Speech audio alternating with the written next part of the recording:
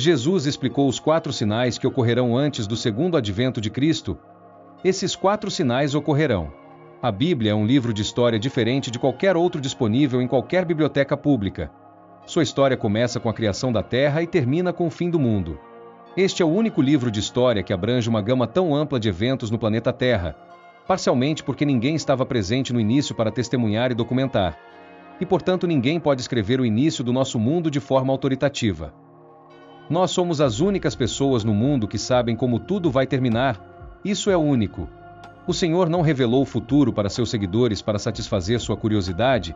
Ele mostrou para prepará-los, para que eles não ficassem surpresos quando ele chegasse e para que não interpretassem mal. Seja grato por Jesus ter sido tão franco e compartilhado o futuro conosco. As pessoas perguntam se estamos nos últimos dias. No entanto, a Bíblia fala dos últimos dias e nós estamos nos últimos dias há 2000 anos. Os últimos dias começaram no Pentecostes com a primeira profecia dos últimos dias, que foi cumprida. Toda geração cristã deve viver preparada para o retorno do Senhor. A Bíblia é um livro cheio de previsões.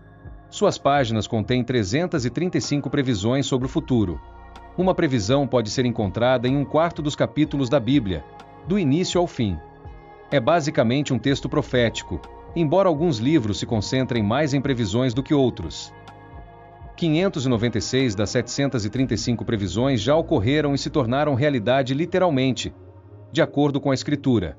81% de todas as profecias da Bíblia já se tornaram realidade e algumas dessas profecias foram feitas séculos antes do caso. Não é necessário ter muita confiança para acreditar que os 19% restantes também ocorrerão. É um índice muito alto. A Bíblia provou ser 100% correta em todas as previsões que poderiam ter sido cumpridas até agora. Das restantes, a maioria está relacionada ao retorno real de Jesus e ao que segue após isso. Quantas dessas previsões ainda precisam se tornar realidade antes do retorno de Jesus? A resposta é cerca de 20 e estamos observando para ver essas previsões se tornarem realidade antes de procurar o retorno do Senhor. Jesus nos disse para vigiar e orar. O que devemos vigiar? Não podemos ficar parados e vigiar as nuvens para esperar por ele aparecer. Isso não é o que ele quis dizer. Ele quis dizer que devemos manter os olhos no que está acontecendo no mundo e ver quais sinais eu dei para vocês se prepararem. Os sinais são os sinais. Então vamos olhar para Mateus 24, onde os discípulos perguntaram a ele quais seriam os sinais ou sinais de seu retorno. O que faríamos se não soubéssemos quando isso iria acontecer? Em resposta à sua pergunta, Jesus deu uma resposta direta e inequívoca. Podemos agradecer a Deus por ele ter respondido de forma tão clara. No livro de Apocalipse, ele dá uma resposta mais detalhada e abrangente, mas aqui ele dá um resumo dos sinais que precederão sua chegada.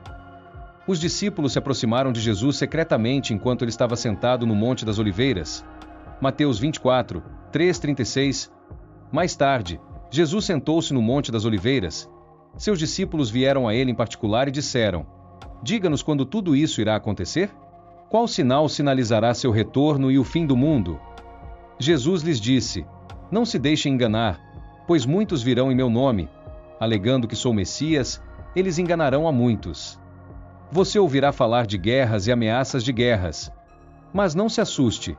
Sim, essas coisas devem acontecer. Mas o fim não seguirá imediatamente.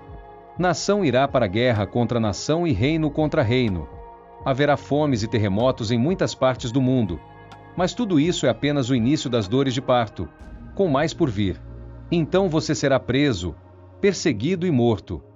Você será odiado em todo o mundo porque é meu seguidor e muitos se afastarão de mim e se trairão e se odiarão mutuamente. Muitos falsos profetas aparecerão e enganarão a muitos. O pecado será rampante em todo lugar e o amor de muitos se esfriará. Mas quem perseverar até o fim será salvo. E o evangelho do reino será pregado em todo o mundo, para que todas as nações o ouçam, e então o fim chegará. O dia está chegando em que você verá o que o profeta Daniel falou sobre o objeto sacrílego que causa desolação, que está de pé no lugar santo. Leitor, preste atenção. Então, aqueles em Judá devem fugir para as colinas. Uma pessoa no telhado não deve descer para dentro da casa para pegar coisas. Uma pessoa no campo não deve voltar para pegar o casaco. Quão terrível será para as mulheres grávidas e para as que amamentam naqueles dias! E ore para que sua fuga não ocorra no inverno ou no sábado, pois haverá uma angústia maior do que qualquer época desde o início do mundo, e nunca será tão grande novamente. Na verdade, a menos que aquele tempo de calamidade seja encurtado, nenhuma pessoa sobreviverá. Mas ele será encurtado por causa dos escolhidos de Deus. Então, se alguém lhe disser, olhe, aqui está o Messias ou lá está ele, não acredite, pois falsos messias e falsos profetas surgirão e realizarão grandes sinais e maravilhas, de modo a enganar, se possível, até os escolhidos de Deus. Veja, eu os adverti sobre isso. Se alguém lhe disser, olhe, o Messias está no deserto, não se incomode em ir e olhar, ou olhe, ele está escondido aqui, não acredite. Pois, assim como o relâmpago brilha no leste e brilha no oeste, assim será quando o Filho do Homem vier. Assim como o encontro de abutres mostra que há um cadáver por perto, esses sinais indicam que o fim está próximo. Imediatamente após a angústia daqueles dias, o sol será obscurecido, a lua não dará sua luz. As estrelas cairão do céu e os poderes no céu serão abalados e então, por fim, o sinal de que o Filho do Homem está vindo, aparecerá nos céus e haverá grande lamento entre todos os povos da terra. E eles verão o Filho do Homem vindo nas nuvens do céu com poder e grande glória. Ele enviará seus anjos com poderoso toque de um profeta. Eles reunirão seus escolhidos de todo o mundo, dos confins da terra e do céu. Agora, aprenda uma lição com a figueira. Quando seus ramos brotam e suas folhas começam a nascer, você sabe que o verão está perto. Da mesma forma, quando você vê todas essas coisas, pode saber que o seu retorno está muito perto, bem à porta. Eu lhe digo a verdade. Esta geração não passará da cena até que todas essas coisas aconteçam. O céu e a terra desaparecerão, mas minhas palavras nunca desaparecerão. No entanto, ninguém sabe o dia ou a hora em que essas coisas acontecerão, nem mesmo os anjos do céu ou o próprio Filho. Apenas o Pai sabe. Agora, nesse trecho que demos, 4 sinais distintos da sua vinda, um dos 4 sinais já está lá, enquanto os outros 3 não estão. É por isso que eu digo que estamos no início dos tempos do fim. Então, o que exatamente são esses 4 sinais que ele nos deu? O primeiro é claramente desastres no mundo e ele menciona, por exemplo, guerras, fomes e terremotos. Essas coisas certamente estão acontecendo, mas têm ocorrido há mais de 2000 anos, estão se tornando mais intensas. Então sabe-se que certamente estamos nesse primeiro sinal. Já haviam guerras, rumores de guerras, terremotos e fome. Jesus diz, não se deixe enganar. Ele diz isso várias vezes ao longo do caminho. À medida que nos aproximamos do fim, o perigo é a decepção, tanto dentro quanto fora da igreja. Nesse caso, ele diz, de falsos cristos, falsos messias. Pessoas que aproveitarão a turbulência dos desastres naturais para se apresentarem como salvadores. Há exemplos bem conhecidos de pessoas que se fingiram salvadores e levaram pessoas a locais desérticos, apenas para terminar em tragédia. No entanto, há muitos falsos cristos, falsos salvadores que afirmam ser o libertador prometido de todos os nossos problemas. Quanto mais problemas houver, mais falsos libertadores haverá. Mas, como Jesus nos aconselha, não se alarme, não se preocupe quando você souber de uma nova guerra, uma nova tragédia ou uma nova fome surgindo. Ele disse algo surpreendente. Esses são eventos dolorosos, mas não são dores de morte, são dores de parto. Então, quando você lê sobre desastres na mídia, essas são as dores que significam que algo novo está prestes a nascer. Isso deve mudar completamente nossa atitude. Sabemos para onde o mundo está indo. Não devemos nos alarmar ou desanimar. Não tão preocupados quanto o mundo estará com essas coisas. Desastres no mundo são as dores de parto de um novo mundo que está para nascer. Portanto, somos muito diferentes. Temos simpatia por aqueles que estão sofrendo com desastres e, esperançosamente, expressamos isso em ajuda, mas em nossos corações, não estamos alarmados. Estamos cheios de esperança. Estamos procurando por um novo nascimento de um novo mundo e, portanto, não estamos desanimados ou deprimidos por todos os problemas do mundo. Em resumo, o conselho de Jesus para nós seria não entrar em pânico, não se perturbar, mas até mesmo se alegrar e dizer, essas são todas as marcas de algo novo acontecendo. O segundo sinal. O segundo sinal da sua vinda não está no mundo, mas na igreja. Desastres no mundo são o primeiro sinal. A igreja, não o mundo, é o segundo sinal da sua vinda. O primeiro aviso é sobre desastres ao redor do mundo. O segundo é sobre mudanças na igreja. Assim como ele dividiu o primeiro sinal em 3 partes, guerras, terremotos e fomes, ele dividiu o segundo sinal em 3 partes, todas as quais ocorrem dentro da igreja. A primeira é a perseguição, que seremos odiados em todas as nações. O segundo aspecto desse sinal seria uma redução significativa no tamanho da igreja. O amor de muitas pessoas crescerá frio quando toda a igreja estiver sob tensão. Muitos cristãos nominais, se não todos os verdadeiros cristãos, deixariam sob as cargas da perseguição universal. Seu amor cresceria frio. Esse é um sinal muito deprimente. A grande surpresa na terceira parte do sinal é que o evangelho será pregado a todos os grupos raciais. A terceira parte do sinal é que o evangelho será proclamado. Uma igreja menor, purificada, teria um impacto maior no planeta. É exatamente o que Jesus está implicando. Falsos profetas podem ser uma fonte de engano em tudo isso. Estamos cientes das doutrinas de falsos profetas. Quando não há paz, eles ensinam paz. Em vez de ser uma fonte de desafio, sua mensagem é de conforto. Está tudo bem. Não acontecerá. Dirão que tudo está fantástico. A igreja está em boas mãos. Essa é uma falsa profecia. Eles podem ser responsáveis pelo grande número de pessoas que deixariam a igreja naquele momento. Agora, o conselho de Jesus é: continue em frente, não desista, não se renda a esses falsos profetas. Quem perseverar até o fim será salvo. Quando esse sinal ocorrer, quando todos os aspectos da igreja forem desprezados pelo mundo, é exatamente o que Jesus está dizendo a todos os cristãos. Por que isso deveria ser o caso? A resposta é que o trigo e as lágrimas crescem juntos. Quanto mais se aproximam da maturidade plena, mais tensão haverá entre eles.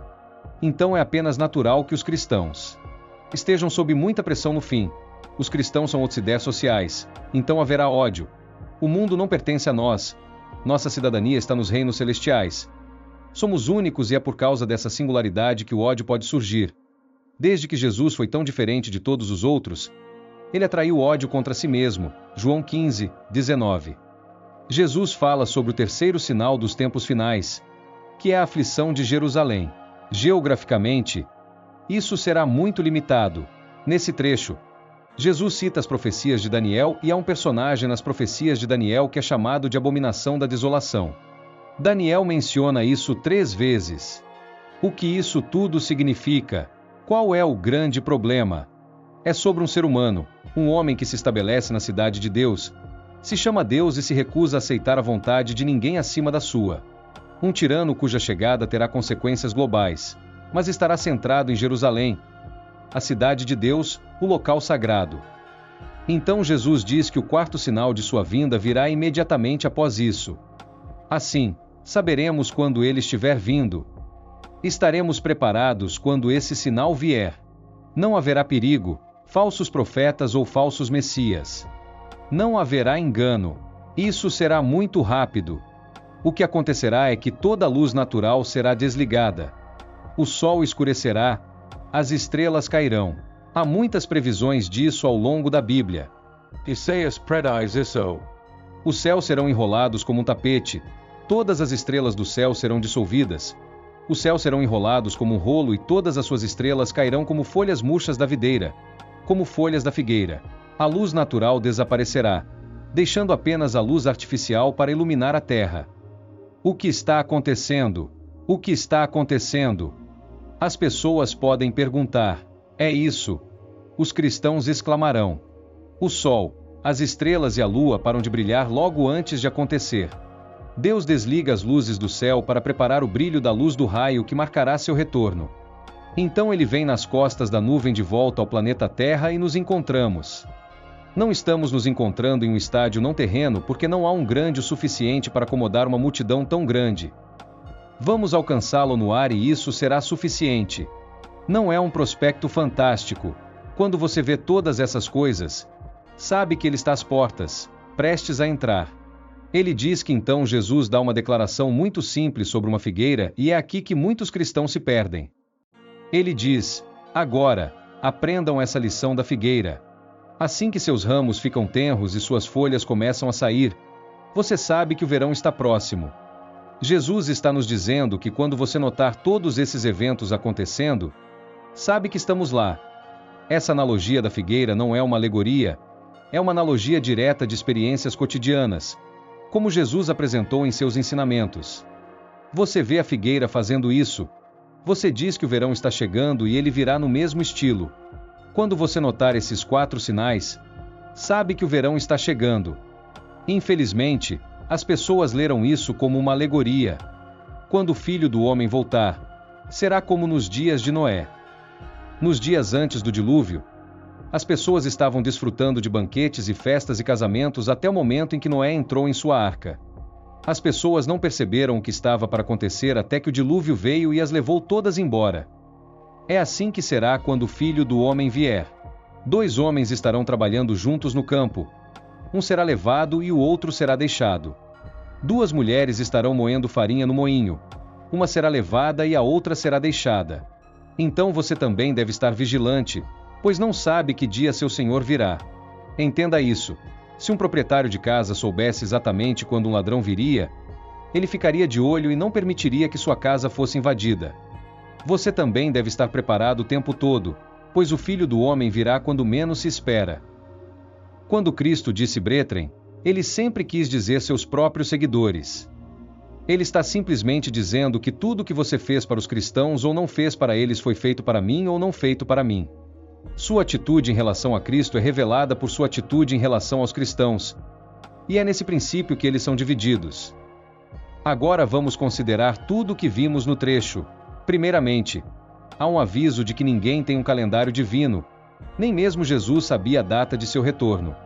Os anjos não sabiam disso e nenhum homem sabia. Devemos ter uma ignorância saudável sobre a data de seu retorno. Quanto mais próximo do tempo, ao observarmos os sinais, saberemos. Você notou que uma palavra apareceu em todas as 3 parábolas? A parábola da casa, a parábola das virgens e a parábola dos talentos? O senhor da casa demorou muito tempo. O noivo demorou muito tempo para chegar e a pessoa que deu os talentos ficou fora por muito tempo. Ele está procurando sua fidelidade quando está longe por muito tempo. É isso que ele quer. Ele dirá: muito bem, servo bom e fiel, entre na alegria do seu senhor. Haverá essa separação em seu retorno entre os fiéis que continuaram a fazer o que ele os deixou para fazer. Aqueles que todos os dias lembraram que ele está voltando e que mantiveram o trabalho, suportaram o sofrimento e foram seus bons e fiéis servos. E aqueles que, porque ele não veio logo, caíram em maus caminhos. Sua lâmpada se apagou e eles não brilham mais para Jesus, e eles enterraram seus talentos. No livro de Provérbios, somos advertidos de que onde não há visão, o povo se descontrola. Há 2 objetivos principais da Igreja do fim dos tempos. Há 2 objetivos principais da Igreja do fim dos tempos. Deus tem em vista a medida que traz a restauração da Igreja. Vamos olhar para o primeiro. O propósito de Deus é restaurar a unidade na Igreja ou trazer a Igreja para a unidade. A Igreja tem uma tarefa a ser concluída antes que Jesus possa voltar. Mateus 24:14 diz: Este Evangelho do Reino será pregado em todo o mundo como testemunho a todas as nações, e então virá o fim. Os 4 evangelhos terminam com essa comissão aos apóstolos, e por meio deles, à Igreja Universal. Discípulos devem ser feitos de todas as nações. É o desejo e a intenção de Deus ter, em sua família, pessoas de todas as tribos e línguas e povos e nações.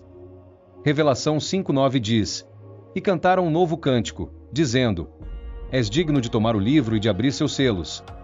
Porque foste morto e, com teu sangue, compraste para Deus pessoas de todas as tribos e línguas e povos e nações. Revelação 7:9 diz: E depois disso, olhei e eis aqui uma grande multidão que ninguém podia contar, de todas as nações, tribos, povos e línguas, em pé diante do trono e diante do Cordeiro, vestindo vestes brancas e com palmas em suas mãos. Vamos examinar a grande comissão de Jesus Cristo aos seus discípulos após sua ressurreição. Jesus veio e falou a eles, aos discípulos, dizendo: Toda a autoridade no céu e na terra foi dada a mim. Portanto, ide fazer discípulos de todas as nações, batizando-os em nome do Pai, do Filho e do Espírito Santo, e ensinando-os a observar tudo o que vos tenho mandado. E eis que estou convosco até a consumação dos séculos. Mateus 28, 18-20. Há uma palavra crítica aqui, portanto. Nunca ignoremos a palavra portanto quando a encontramos nas Escrituras. Quando você encontrar um portanto na Bíblia, precisa perguntar por quê. Jesus diz: toda autoridade foi dada a mim. Ide, portanto, por quê? Porque a autoridade foi dada por Deus, o Pai, a Jesus, o Filho, após sua morte e ressurreição. Jesus, por sua vez, aqui transmite essa autoridade aos seus discípulos. Ele está dizendo: toda a autoridade foi dada a mim. Agora, ide e exerçam essa autoridade em meu nome. A autoridade está investida em meu nome. Ao irem em meu nome, vocês têm minha autoridade. A autoridade só é eficaz quando é exercida. Um homem pode ter autoridade e nunca usá-la, e ninguém saberá que ele a tem. Assim, dentro da autoridade que Jesus nos deu, é dado a nós. Mas só é útil se a usarmos. A única maneira de o mundo reconhecer a autoridade dada a Jesus Cristo, como resultado de sua morte e ressurreição, é para nós, seus seguidores, exercermos essa autoridade em seu nome. Caso contrário, o mundo não tem conhecimento do que Jesus realizou. Ele não sabe que o Pai cometeu toda a autoridade ao Filho. Só através de nossa obediência à comissão de Jesus é que o mundo pode ser levado a se deparar com o fato de que é um Rei dos Reis e um Senhor dos Senhores, cujo nome é Jesus, e toda a autoridade lhe foi dada. Somos responsáveis por demonstrar isso ao mundo, à medida que obedecemos à ordem de Jesus e levamos sua mensagem. Ele validará com o poder do Espírito Santo. Ele prometeu sinais espirituais e testemunhar a sua própria autoridade no mundo, que ele nos confiou a outra razão pela qual ele diz: todas as autoridades são dadas a mim, portanto. Há várias áreas onde viajar é extremamente difícil. Há governos no planeta que se opõem ou recusam-se a pregar o Evangelho. Hoje há muitas portas fechadas. Mas Jesus responde: se você for me seguir, lembre-se de que eu tenho autoridade. Se você falar comigo sobre isso, eu abrirei essas portas fechadas para você. Eu encontrarei um caminho onde não há um. Eu farei com que seja possível para você me seguir. Se você estiver disposto a fazê-lo, a segurança e o progresso da igreja dependem de um alcance ousado e otimista. Isso significa não ter medo, não se concentrar apenas na sobrevivência e não se esconder em uma caverna com algumas compras acumuladas. Um alcance construtivo e a obediência ao Senhor é o caminho para a segurança e o sucesso. Quando vemos a colheita do ponto de vista de Deus, vemos que a iniciativa nos assuntos mundiais está dentro da igreja. Raramente o povo de Deus parece realizar que a iniciativa não é sobre políticos, científicos ou comandantes militares, mas sobre o povo de Deus, a igreja. Deus nunca permitirá que a iniciativa passe às outras mãos enquanto a igreja estiver aqui como representante de seu Filho Jesus Cristo. A segunda tarefa é a unidade na igreja. Devemos ter o relacionamento correto com os ministérios, as autoridades que Jesus estabelece em sua igreja. Isso nos colocará no relacionamento correto com nossos irmãos crentes. Então falaremos a verdade no amor e, enquanto falamos a verdade no amor, sob disciplina e autoridade, cessaremos de ser espiritualmente infantis e desligados. Estamos crescendo em Cristo, Ele é sempre o objetivo final. Nos tornamos membros desse corpo todo que é ajustado e mantido unido pelo que cada articulação fornece, onde cada parte individual faz seu trabalho adequado. Como resultado, o corpo cresce naturalmente a partir de seus próprios recursos internos de vida, alcança a construção de si mesmo no amor. Isso é o que Jesus teve a dizer sobre aqueles que serão rejeitados quando ficarem diante do Rei dos Reis. Mas ele respondeu e disse: verdadeiramente, eu digo a vocês, eu não os conheço. Mateus 25, verso 12. Você pode imaginar trabalhar para uma empresa por anos, falando em nome do proprietário e até representando em diferentes lugares, apenas para voltar ao escritório e ouvir dizer quem são vocês. Que sentimento de rejeição definitivamente viria com medo, choque e incredulidade. Infelizmente isso acontecerá quando muitas pessoas se encontram face a face com seu Criador. Paulo entendeu quão terrível seria ouvir seu senhor e amigo dizer que ele nunca os conheceu. Então ele escreveu para as pessoas sobre a necessidade de se concentrar no que realmente importa e na disciplina espiritual. Vocês não sabem que, em uma corrida, todos os corredores correm, mas apenas um recebe o prêmio. Corram de tal maneira que vocês recebam o prêmio. Todos que competem nos jogos entram em treinamento rigoroso. Eles fazem isso para receber uma coroa que não durará, mas fazemos isso para receber uma coroa que durará para sempre. Portanto, eu não corro como alguém que corra sem rumo. Não luto como um boxeador que bate no ar. Não, eu golpeio meu corpo e o faço meu escravo, para que, depois de ter pregado aos outros, eu mesmo não seja desqualificado para o prêmio. 1 Coríntios 9, 24-27. Nada mais deve importar para cada crente. mas o prazer e a aceitação de nosso Rei, não o aplauso dos homens, títulos, fama, prazer temporário e, definitivamente, não o ganho material. A verdade é que a vida não deve ser vivida de acordo com nossos próprios termos ou padrões. É a fidelidade às instruções de Deus para conosco. Uma caminhada genuína com Salvador e reverência pelo que o Pai ordena que deve ser nossa prioridade, não nossas opiniões pessoais. Paulo também disse a Timóteo sobre a coroa do Deus justo que havia sido preparada para ele. Ele estava tão certo de que não seria rejeitado quando chegasse ao céu e isso era porque ele tinha uma consciência pura diante de Deus. Além disso, ele não estava vivendo como um hipócrita, mas era verdadeiramente um filho de Deus. O dia do julgamento. Que alegria será quando este mundo, como conhecemos, for sobre ou quando nossa jornada na terra chegar ao fim e ouvirmos das lábios de Jesus essas palavras: bem feito, entre no descanso de seu Pai. Mateus 25, 21-23 diz: seu Senhor respondeu: bem feito, bom e fiel servo. Você foi fiel com poucas coisas. Eu colocarei você no comando de muitas coisas. Venha e compartilhe a alegria de seu Senhor. O homem com 2 bolsas de ouro também veio. Senhor, disse ele, você me confiou 2 bolsas de ouro. Veja, eu ganhei 2 mais. Seu senhor respondeu: bem feito, bom e fiel servo. Você foi fiel com poucas coisas. Eu colocarei você no comando de muitas coisas. Venha e compartilhe a alegria de seu senhor. Não importa quantas pessoas agem como se não houvesse julgamento no final de nossa jornada nesse mundo, isso não cancela o fato de que Deus é o juiz justo que todos nós nos apresentaremos para dar conta de nossas vidas. Além disso, em sua misericórdia, esse juiz justo fez um caminho para nossa redenção através do sangue de Jesus, para que todos possamos estar certos diante dele. Adorar o Pai deve ser verdadeiro, sincero, profundo, guiado pelo Espírito genuíno, ou não terá valor diante dele. Ele queria que estivessem preocupados com vidas transformadas, pessoas curadas, tendo encontros reais com Deus e experimentando verdadeira liberdade dos poderes das trevas. A mensagem mais famosa de Jesus, o Sermão da Montanha, se concentrou nos corações de seus ouvintes. Ele mirou seus discípulos como a plateia. Todo julgamento é confiado a nosso Senhor Jesus. As chaves são colocadas em suas mãos. Ele tem poder para prescrever novos termos de vida e morte e para julgar os homens de acordo com eles. Um sermão solene nos leva a refletir sobre a declaração de Jesus em Mateus 7:21, que afirma que apenas aqueles que cumprem a vontade de Deus entrarão no céu. Muitos podem dizer que profetizaram em nome de Jesus, mas isso não é o suficiente.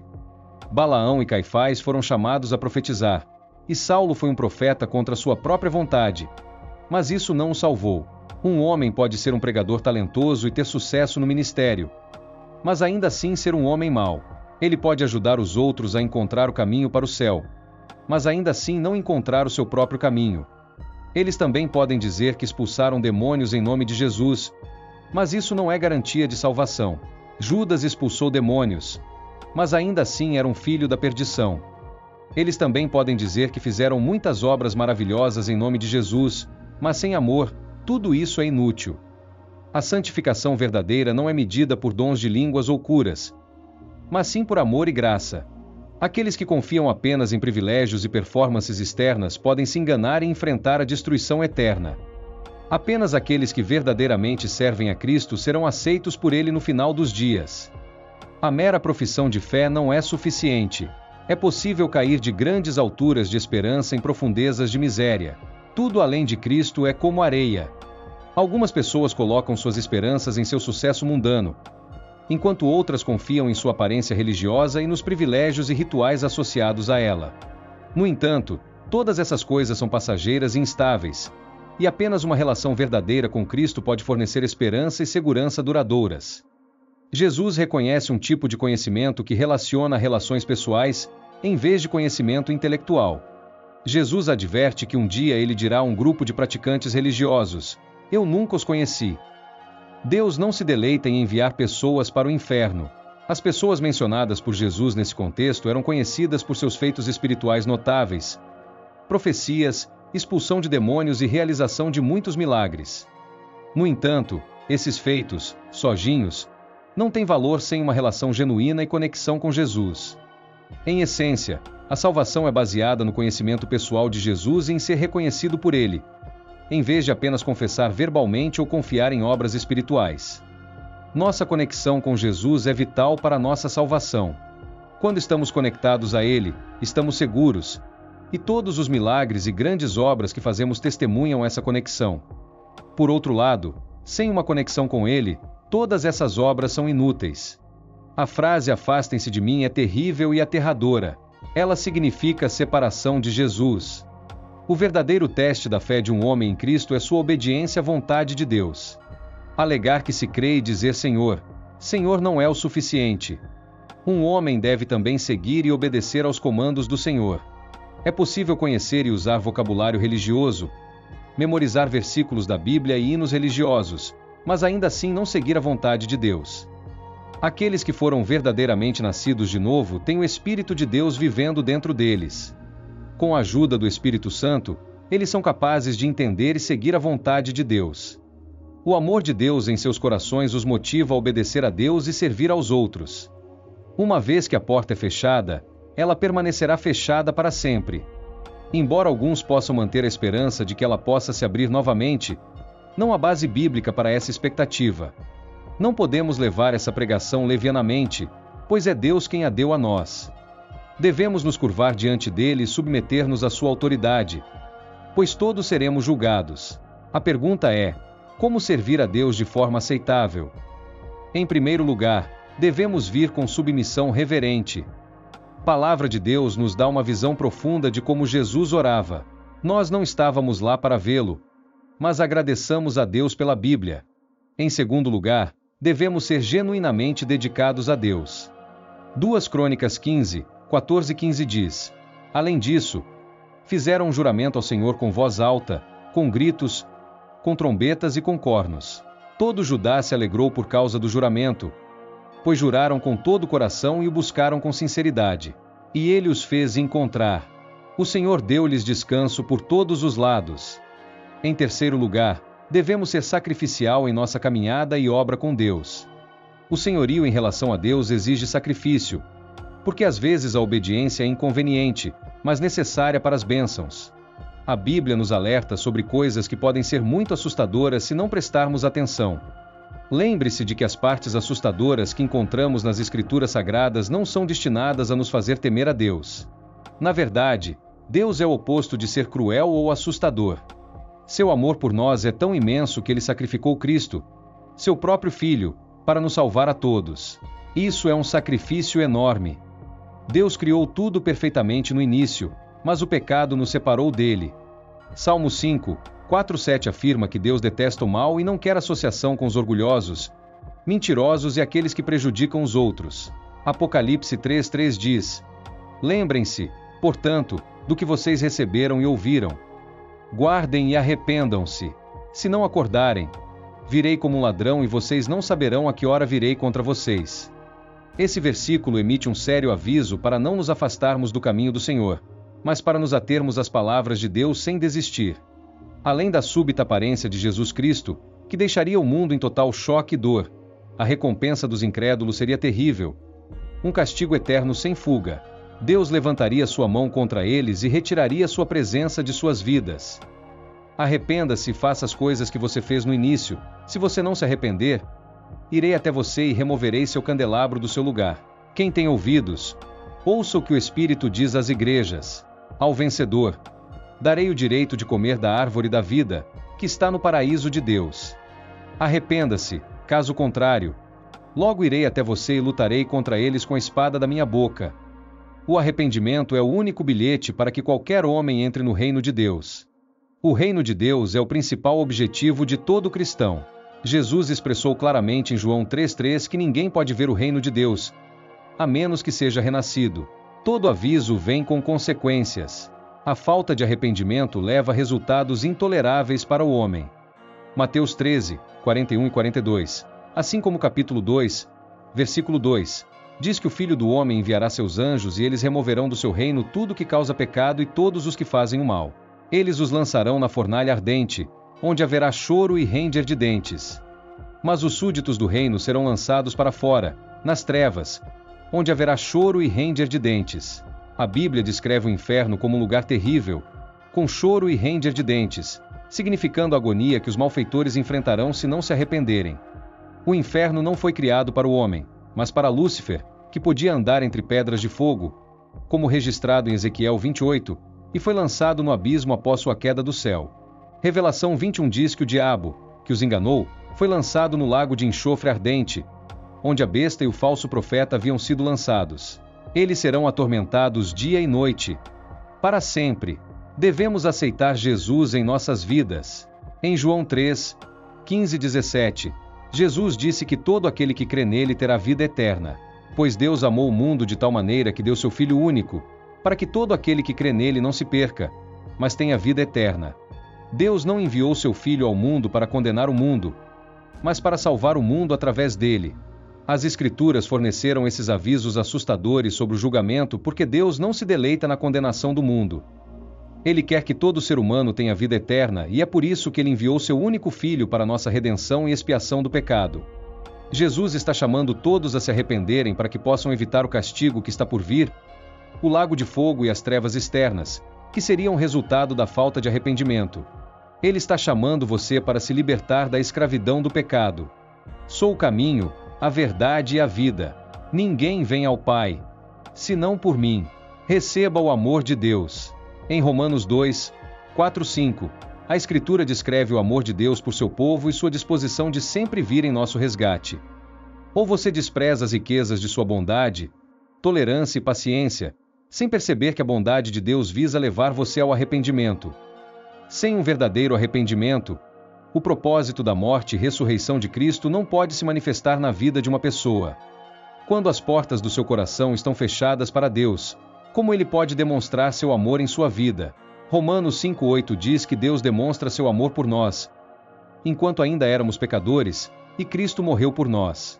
Agora que fomos justificados pelo seu sangue, quanto mais seremos salvos da ira de Deus por meio dele. O amor de Deus é tão grande e importante que ninguém deve perdê-lo. Assim como um pai que realmente se preocupa com seu filho, Deus mostra muito amor a todos que o seguem. Mas não é apenas eles. Deus também se importa com as pessoas que ainda não acreditam nele e com todos que decidem segui-lo mais tarde. Jesus disse em Lucas 5, 31-32 que não são os saudáveis que precisam de um médico, mas os doentes. Eu não vim chamar os justos, mas os pecadores ao arrependimento. Ele também disse em Lucas 15:10 que assim como a alegria na presença dos anjos de Deus por um pecador que se arrepende. O propósito deste aviso é um chamado para acordar. É importante que todos entendam que a existência do inferno é muito real e que ninguém deve experimentar o tormento e o sofrimento que ele oferece. Portanto, é crucial que todos prestem atenção aos avisos para se arrepender e se afastar do pecado. Este é um chamado para acordar, pois os tempos finais estão se aproximando mais rápido do que podemos perceber. Jesus disse em Marcos 1,15 que o tempo chegou. Ele disse que o reino de Deus chegou perto. Arrependa-se e creia no Evangelho. O livro de João 3,18 também diz que quem crê nele não é condenado. Mas quem não crê já está condenado porque não crê no nome do Filho único de Deus. A advertência contra a rebelião é muito severa e não deve ser tomada levemente. 1 Samuel 12,15 diz que se você não obedecer ao Senhor e se rebelar contra seus mandamentos, sua mão estará contra você, como estava contra seus antepassados. Jesus também emitiu um aviso severo em Mateus 7,21, dizendo que nem todos que me chamam de Senhor, Senhor, entrarão no reino dos céus, mas apenas aquele que faz a vontade de meu Pai, que está nos céus. Em que ponto eles são enviados para o céu ou o inferno? Há crenças diferentes sobre o que acontece com as pessoas após a morte. Alguns acreditam que após a morte os indivíduos são avaliados imediatamente e enviados para o céu ou o inferno. Outros acreditam que após a morte, as almas são enviadas para um destino temporário até o juízo final, que determina seu destino eterno então. O que a Bíblia diz sobre o que acontece após a morte primeiro? A Bíblia nos diz que após a morte, as almas dos crentes são levadas para o céu, porque seus pecados foram perdoados ao aceitar Cristo como Salvador. Para os crentes a morte é estar longe do corpo e em casa com o Senhor, portanto, sendo sempre de bom ânimo, e sabendo que enquanto estamos em casa no corpo estamos ausentes do Senhor. A Bíblia também nos diz que os crentes terão um corpo reunificado e glorificado, alma e espírito para toda a eternidade nos novos céus e na nova terra. É incrível como soa. Nosso Pai Celestial está tão ansioso para estar com você, que quando você morre Ele assegurará que você seja automaticamente levado para o céu. Você chegará à presença de Deus imediatamente. O apóstolo Paulo diz em Coríntios 5, 6-8, portanto, sendo sempre de bom ânimo e sabendo que enquanto estamos em casa no corpo, estamos ausentes do Senhor, pois andamos pela fé e não pela visão. Mas temos bom ânimo e preferimos estar ausentes do corpo e em casa com o Senhor você estará na presença de Deus. Após a morte não há tal coisa como purgatório, não há tal coisa como reencarnação. O cristão tem uma forte esperança no céu devido ao que Jesus Cristo fez por meio de sua morte e ressurreição. A Bíblia também nos diz que a segunda morte significa punição eterna para aqueles que não aceitam Jesus Cristo como seu Salvador, os incrédulos. Como os crentes, parecem ser enviados imediatamente para um local de retenção temporária para aguardar sua ressurreição final. Julgamento e destino eterno em Lucas 16. O homem rico é atormentado imediatamente após a morte. Lucas 16:4. Então, chamamos a ele pai Abraão. Tem piedade de mim e envie Lázaro para molhar a ponta do dedo em água e refrescar minha língua, pois estou em agonia neste fogo, de acordo com Apocalipse 20, 11-15. Todos os mortos incrédulos são ressuscitados, julgados no grande trono branco e lançados no fogo do lago. A Bíblia também nos diz que a segunda morte significa punição eterna para aqueles que não aceitam Jesus Cristo como seu Salvador, os incrédulos. Como os crentes, parecem ser enviados imediatamente para um local de retenção temporária para aguardar sua ressurreição final. Julgamento e destino eterno em Lucas 16. O homem rico é atormentado imediatamente após a morte. Lucas 16:4. Então, chamamos a ele pai Abraão. Tem piedade de mim e envie Lázaro para molhar a ponta do dedo em água e refrescar minha língua, pois estou em agonia neste fogo, de acordo com Apocalipse 20, 11-15. Todos os mortos incrédulos são ressuscitados, julgados no grande trono branco e lançados no fogo do lago. Os incrédulos serão enviados para o lago de fogo no Apocalipse 20. E vi um grande trono branco e aquele que está sentado sobre ele, de cuja presença a terra e o céu fugiram. E não houve lugar para eles, pois este céu e terra estão passando, e vi os mortos, grandes e pequenos, de pé diante do trono, e livros foram abertos. Então outro livro foi aberto, que é o livro da vida. E os mortos foram julgados de acordo com o que haviam feito, conforme escrito nos livros. Ou seja, tudo o que fizeram, enquanto estavam na terra. E o mar deu os mortos que nele estavam, e a morte e o Hades, o reino dos mortos, entregaram os mortos que neles estavam, e foram julgados e condenados, cada um de acordo com as suas obras. Então, a morte e o Hades, o reino dos mortos, foram lançados no lago de fogo. Esta é a segunda morte, o lago de fogo, a separação eterna de Deus. E se alguém não tiver seu nome escrito no livro da vida, foi lançado no lago de fogo. Estes são os destinos eternos finais das pessoas, baseados inteiramente naquilo em que confiaram em Jesus Cristo, sozinho, para a salvação. Mateus 25:46. Então, essas pessoas incrédulas irão para a punição eterna sem fim, mas os justos em boa posição com Deus irão, por sua graça notável, para a vida eterna sem fim. Muitas pessoas se perguntam se decidimos ir para o inferno. O inferno foi envolto em folclore e disfarçado em ficção por tanto tempo que muitas pessoas negam a realidade de tal lugar. Algumas pessoas pensam que é um mito. Isso é compreensível. Nossas mentes se rebelam contra o medo e a aflição. No entanto, o conceito do inferno não é limitado exclusivamente à fé cristã. Séculos antes de Cristo, os babilônios acreditavam na terra do não retorno. Os hebreus escreveram sobre descer ao reino de Sheol, ou ao lugar da corrupção. Os gregos falavam da terra invisível. Mateus 23:33. Vocês, serpentes, vocês, descendentes de víboras, como escaparão da sentença do inferno? Uma das descrições mais vívidas do inferno na Bíblia é provavelmente de Jesus em sua parábola do homem rico e Lázaro. É uma descrição vívida do sofrimento do incrédulo longe de Deus, de acordo com a parábola. O homem rico viu Abraão com um mendigo ao seu lado. Ele falou através de lábios rachados e ressecados e pediu a Abraão que pedisse a Lázaro que molhasse o dedo em um pouco de água e o trouxesse para refrescar sua língua. Estou em agonia neste fogo, ele gritou. Mas Abraão disse que havia um grande abismo entre os dois mundos e que era fixo ou permanente. Ninguém de um lado poderia mudar para o outro lado. Em outras palavras, o homem no inferno havia decidido sobre a direção durante sua vida terrena e agora ele tinha que sofrer as consequências de sua decisão de viver para si mesmo em vez de para Deus. Não havia uma segunda chance. Sim, há uma alternativa ao céu, não importa como você o imagine. Sabemos que será a separação de Deus e tudo que é santo e bom. O céu. Não é um pouco estranho que simplesmente ignoremos o céu, agindo como se não importasse, porque há falta geral de atenção ao céu no pensamento e no ensino moderno. Se começarmos a pensar nas razões para o desinteresse pelo céu, aqui estão algumas conclusões. Promessas de céu na terra, tendemos a pensar em nós mesmos. Mas as coisas serão diferentes no céu. Vamos experimentar a verdade do catecismo. O fim principal do homem é glorificar a Deus e desfrutar dele para sempre no céu. A palavra de Deus nos assegura que o céu é um lugar específico. Jesus nos disse em João 14, 2-3 que, se não fosse assim, ele nos teria dito: ele foi preparar um lugar para nós. E se ele for e preparar um lugar para nós, ele voltará e nos levará para estar com ele, para que também possamos estar onde ele está. De certa forma, os cristãos são desabrigados. Nossa verdadeira casa está esperando por nós, preparada pelo Senhor Jesus Cristo. Há outras histórias na Bíblia onde não seguir as regras de Deus levou a problemas. O banimento de Adão e Eva em Gênesis 2, 16-17. Deus ordenou a ambos que comessem livremente de qualquer árvore no jardim do Éden. Mas nunca comessem da árvore do conhecimento do bem e do mal, porque morreriam. No entanto, eles foram ambos desobedientes e comeram da árvore proibida.